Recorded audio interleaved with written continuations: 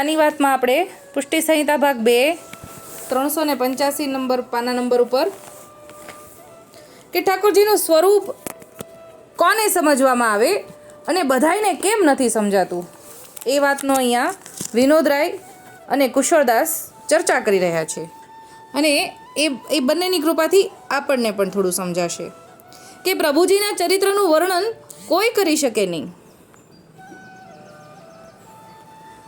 પ્રભુજીના ચરિત્રનું વર્ણન કોઈ કરી શકે નહીં, પ્રભુજી કરાવે તો જ થાય. વિનોદરાય કહે છે, કુશળદાસ, પ્રભુજીનું સ્વરૂપ પ્રથમ ગોપ્ય છે. બીજા અવતારાદિકની માફક અવતાર ધારણ કર્યો નથી. એટલે કે જેમ રામ અવતાર, કૃષ્ણ અવતાર ધારણ કર્યો, કેમ બધા કાર્ય પૂરા કરવા માટે, જે બધા જીવો વધી ગયા હતા એ બધાને નાશ કરવા માટે, બધાનો ઉદ્ધાર કરવા માટે પ્રગટ્યા છે. આ તો સર્વાવતારી સ્વરૂપ છે, તેનાથી પર પ્રાદુર્ભૂત સ્વરૂપ છે, પરિપૂર્ણાનંદનું ગોપ્ય સ્વરૂપ છે. જેને પોતાનું ચરિત્ર દેખાડવાની ઈચ્છા કરે તે જ જાણી શકે. એટલે કે જે આ ઠાકોરજી બધાયને ન દેખાય, બધાયને જણાવવા માગતા નથી ને જાહેર કરવા માગતા નથી. જેને પોતાનું ચરિત્ર દેખાડવાની ઈચ્છા કરે એને જ જણાય.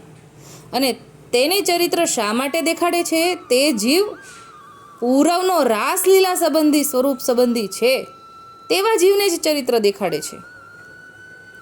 બીજાને પાસે હોય તો એ જાણ્યામાં આવે નહીં. એટલે કે ઠાકોરજીની આજુબાજુ જ્યારે ભૂતલમાં ઠાકોરજી હતા, બિરાજમાન હતા, ત્યારે પણ બધાયને ઠાકોરજીના તરીકે નહોતા દર્શન આપતા, બધાયને જાણ્યામાં નહોતા આવતા.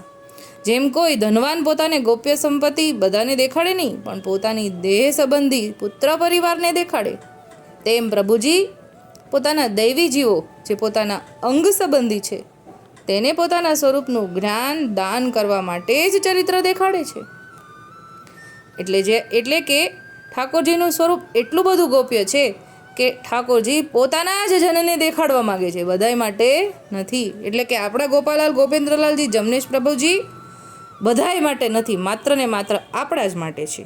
ઠાકોરજીના શ્રીઅંગની સૃષ્ટિ માટે જ છે, જેથી તે જીવ તે સ્વરૂપ સંબંધી છે તેને તેની પૂર્વ સ્મૃતિનું જ્ઞાન જે છે તે તેને તાજું થાય છે. એટલે કે જ્યારે ઠાકોરજી પોતાનું ચરિત્ર બતાવે ત્યારે ઠાકોરજીનું સ્વરૂપનું જ્ઞાન થાય અને પોતાનું લીલાનું સ્વરૂપનું પણ જ્ઞાન થાય, તાજું થાય. અને તેથી તેવા જીવ સ્વરૂપ સંબંધી હોવાથી સ્વરૂપ નિષ્ઠા તુરત જ થઈ જાય છે. બીજાને નજરે જોવે પણ તેને તેનો ભર ઉપજતો નથી. આ તો પૂર્વથી અધિક પ્રગટ પ્રમાણ લીલા છે તે નજરે જોવે છે. પછી ગ્રંથ લખ્યાની વાતને કોણ વિચારે? જે પ્રત્યક્ષ છે તેને ગ્રહણ કરે. તેમાં પ્રભુ ગોપેન્દ્રજીનું પ્રાગટ્ય તો સોરઠમાં જે જીવ પૂર્વના વ્રજમાં હતા તેનો વિસ્તાર પ્રજમાં થયો છે. એટલે કે જે જીવ વ્રજમાં પૂર્વમાં હતા, જેને ઠાકોરજીએ વચન આપ્યું, એ જ જીવ બધા પ્રજમાં થયા છે. અને તેનું હિત કરવા માટે જ ગોપેન્દ્રલાલજીએ પ્રાગટ્ય લીધું છે, તેને જ માટે પ્રાગટ્ય થયું છે, બીજું કોઈ કારણ નથી. જેથી તેનું કારણ કોઈને જાણવામાં આવતું નથી. એટલે કે જે પોતાના છે એને જ જાણવામાં આવે, કેવળ પોતાના નિજજનને ભજનાનંદનું દાન આપવા માટે. જેથી ભક્તિનું વિશ્રામ ઠામ છે, ભક્તનું વિશ્રામ ઠામ છે, તેની વડાઈનું વર્ણન શું થઈ શકે? અગાધ મહાત્મ્યનું વર્ણન કોઈથી ન થાય. ભગવદી જ તે ચરિત્રને જાણી શકે અને વર્ણવી શકે, બીજાનો અધિકાર નથી. એટલે કે ઠાકોરજી જેમાં સામર્થ્ય મૂકે, ઠાકોરજી જેને અધિકાર આપે એને જ સમજણ પડે. અને એ સમજણ તો પડે પણ ચરિત્રનું વર્ણન કરવા માટે પણ ઠાકોરજી સામર્થ્ય મૂકે, જ્ઞાન પધરાવે, યશ પધરાવે. આ બધો ગુણ ઠાકોરજીનો પોતાનો ગુણ જ્યારે ભગવદીમાં પધરાવે ત્યારે જ ઠાકોરજીના ગુણ વર્ણવી શકે અને ચરિત્રનું ગુણગાન કરીને ધોળપદમાં વર્ણવી શકે. બાકી બીજા બધાનો અધિકાર નથી. એટલે કે દેવોને પણ દુર્લભ છે.